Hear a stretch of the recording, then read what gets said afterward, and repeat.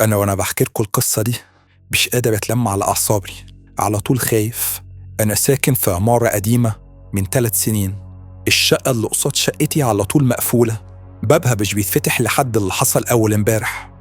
قاعد بتفرج على التلفزيون، سمعت صوت تخبيط جامد قوي على الباب.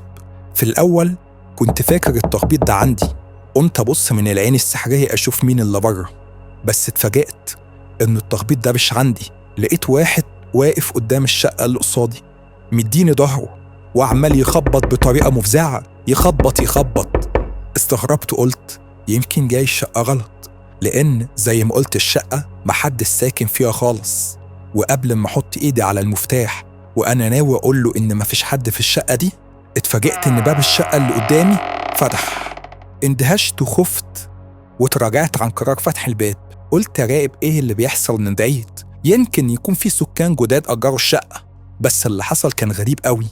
باب الشقة فضل متوارب شوية صغيرة من غير ما يظهر شكل اللي فتحه، ومرة واحدة الشخص اللي كان واقف قدام الباب وشه اتلف 180 درجة من غير ما يحرك جسمه. بقى بيوصلي لدرجة إن عينيه بقت مكان قفاه وجسمه ثابت زي ما هو. لف وبصلي، بس مش دي المشكلة، ده مش شكل إنسان. أعصابي ثابت وجسمي اترعش وعيني وسعت على آخرها. شفت وش كله ندبات عميقة وكبيرة، عيون مرسومة بالطول ملهاش مناخير. بصلي كأنه شايفني، لدرجة إني بعدت عن العين السحرية بسرعة. أول ما بص عليا وأنا في حالة صدمة وذهول، مش عارف اللي شفته ده كان حقيقي ولا أنا بيتهيألي. رجعت بصيت تاني على باب الشقة، لقيته اتقفل ومفيش حد واقف. فضلت أبلع ريقي من الخضة ومسكت التليفون واتصلت على عم توفيق. عم توفيق ده بواب العمارة، وسألته يا عم توفيق هو في حد سكن جديد في الشقة اللي قصادي؟ رد عليا باستغراب وقال لي ولا جديد ولا قديم، هي الشقة الفقر دي حد بيعبرها؟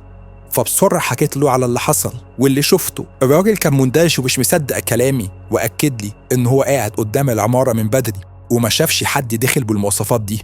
وفي النهاية بيرد عليا بسخرية وقال لي تكونش اللي شفته ده عفريت. بصراحة رده استفزني، ولغاية دلوقتي لسه متخيل إيه اللي حصل. رده استفزني قوي وطلبت منه بسرعة اطلع شوف مين اللي داخل الشقة، لا يكون في حرامي في العمارة. بصراحة المنظر لغاية دلوقتي مأثر عليا جدا، وعمر ما هيجيلي نوم من غير ما اطمن. طلع عم توفيق بالفعل ومعاه مفتاح الشقة، وأنا من العين السحرية عمال أراقب إيه اللي بيحصل. خايف أفتح الباب لغاية دلوقتي، عايز أشوف إيه اللي هيحصل. كنت خايف أخرج قبل ما يخرج من الشقة. فتح الباب ودخل عم توفيق الشقة قدام عينيا، بس فجأة لقيت الباب اتقفل وراها بهدوء شديد. عدى دقيقة، التانية، ربع ساعة، نص ساعة، عم توفيق ولا حس ولا خبر. ضربات قلبي بقت سريعة والتوتر زاد. مسكت موبايلي قعدت اتصل على عم توفيق مرة واتنين وتلاتة واربعة. مرة واحدة لقيت الخط فتح، صوتي وقف، ومرة واحدة لقيت نفسي بقول ألو ألو يا عم توفيق. محدش بيرد عليا لحد ما سمعت صوت خارج من التليفون، صوت مرعب كأن حد بيتراش وسنانه عمالة تخبط في بعض، عايز يكلمني يقول لي الحقني، بس مفيش صوت. وبعد ما كانت نبرة صوتي عصبية اتغيرت نبرة صوتي بقت رعشة، خوف، رعب. عم توفيق، ألو يا عم توفيق، رد عليا أنت كويس؟ فضل يتكرر نفس الصوت وأنا ماسك التليفون في إيدي بسمع، وجسمي متلبش وباصص من العين السحرية. بقول يا رب عم توفيق يخرج، خايف عليه. فجأة لقيت المكالمة فصلت من عنده ورجع يتصل تاني، بس المرة دي كان بيتصل فيديو كول. بسرعة فتحت عليه، بس اللي شفته ما كانش يصدقه عقل. قلبي كان عمال يدق بسرعة وعيني وسعت على آخرها. عم توفيق واقف في البلكونة بتاعة الشقة وعمال يرجع بظهر، وكأن حد ماسك له الموبايل وبيصوره وبيخوفه وبيرعبه. كان خايف وعمال يترجى حد وعمال يقول له والنبي سيبنا عيش. وشه عليه علامات الرعب، مش قادر أوصف لك المنظر. فضل يرجع بظهره ناحية البلكونة لحد ما لزق فيها، بص على الشارع ورجع بص قدامه للشخص اللي كان بيصوره، وكأن الموت كان عنده أهون من اللي شايفه. عم توفيق نط من البلكونة، سمعت صوته وهو بيخبط في الأرض، كان عامل زي القنبلة. رميت الموبايل من إيدي بسرعة ورفعت إيدي وخبيت عينيا.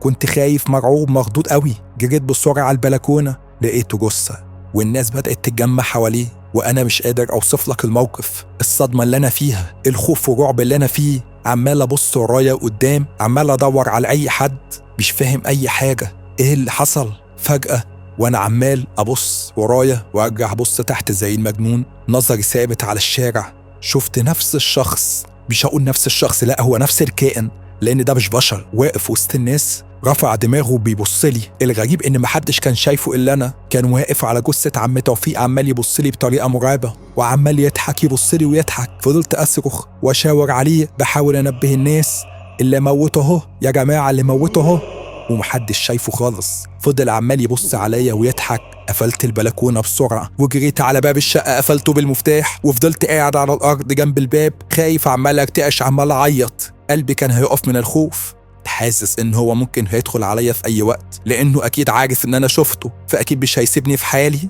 أنا بقالي يومين قاعد قدام باب الشقة مش قادر أفتحه، كل شوية عمال أبص من العين السحرية مش عارف أعمل إيه. الغريب إني لسه سامع صوت عم توفيق جاي من جوه، صوته لحد دلوقتي جاي من جوه الشقة، شوية عمال يعيط، شوية عمال يضحك، شوية بيصرخ. الأغرب إن رقمه لسه بيرن عليا فيديو كول.